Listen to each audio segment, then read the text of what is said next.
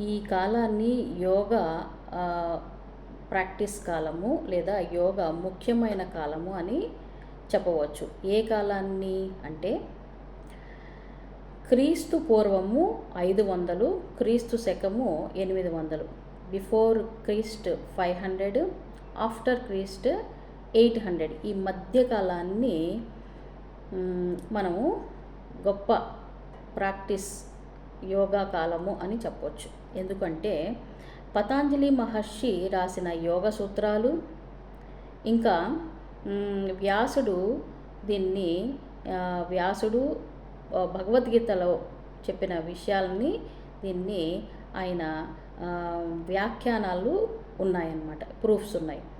So ఈ విధంగా యోగాలో ఒక క్రమ పద్ధతిని తీసుకొని వచ్చారు పతంజలి మహర్షి. 500 క్రీస్తు పూర్వం 500 ఆ టైంలో. అందుకోసం ఈ టైంని చాలా ఇంపార్టెంట్ కాలం అని చెప్పవచ్చు. ఎందుకంటే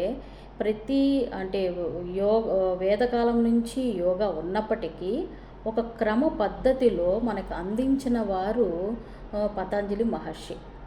ఆయన కాలాన్ని మనం చాలా ఇంపార్టెంట్ యుగము లేదా కాలం అని చెప్పవచ్చు యోగాకి. సో ఈ టైంలో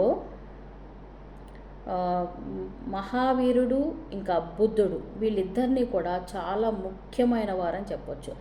ఆ కాలంలో సంబంధించిన ఆ ప్రాక్టీసెస్ అన్నిటి కూడా తర్వాత అందరికీ అందించారు బుద్ధుడు ఇంకా మహావీరుడు. ఎలా ఉండాలి, ఎలా తినాలి, ఏ విధంగా ప్రవర్తించాలి, దేనివల్ల మనకి కష్టాలు వస్తున్నాయి, ఏ విధంగా ఉంది అనే అన్నిటినీ కూడా బోధన రూపంలో చెప్పిన ఆ స్క్రిప్ట్స్ ఏవైతే ఉన్నాయో అవన్నీ కూడా ప్రాక్టీసెస్ చేయించారు. అప్పుడు అనేకమైన మతాలు, అనేకమైన ప్రాక్టీసెస్ ఉండేవి. కానీ మత అతీతంగా ఉండే ఒక అంతర్లీనంగా ఉండే ఒక ప్రాక్టీస్ ఒకటి ఉంది. దాన్ని పతంజలి మహర్షి అష్టాంగ యోగ రూపంలో మనకి చక్కగా అందించారు. అష్టాంగ యోగం అంటే యమ, నియమ, ఆసన, ప్రాణాయామ, ప్రత్యాహార, ధారణ, ధ్యాన, సమాధి.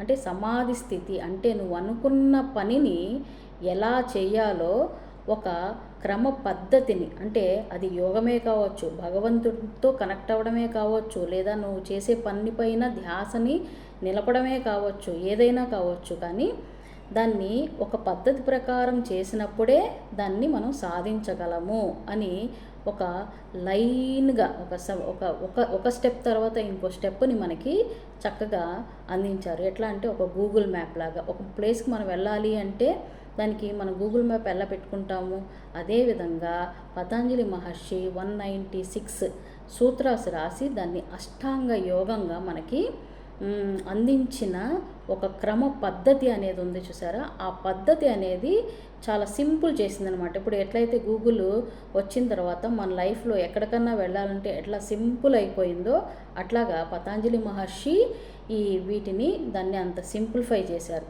అట్లానే భగవద్గీతలో కూడా అన్ని యోగాల గురించి చెప్పి వ్యాసుడు దాన్ని వ్యాఖ్యానించి దాన్ని రాసి ఉంచారు. దాన్ని మనకి ప్రాక్టీస్ రూపంలో గొప్పగా చెప్పేవారు ఎవరయ్యా అంటే తర్వాత వచ్చిన వాళ్ళు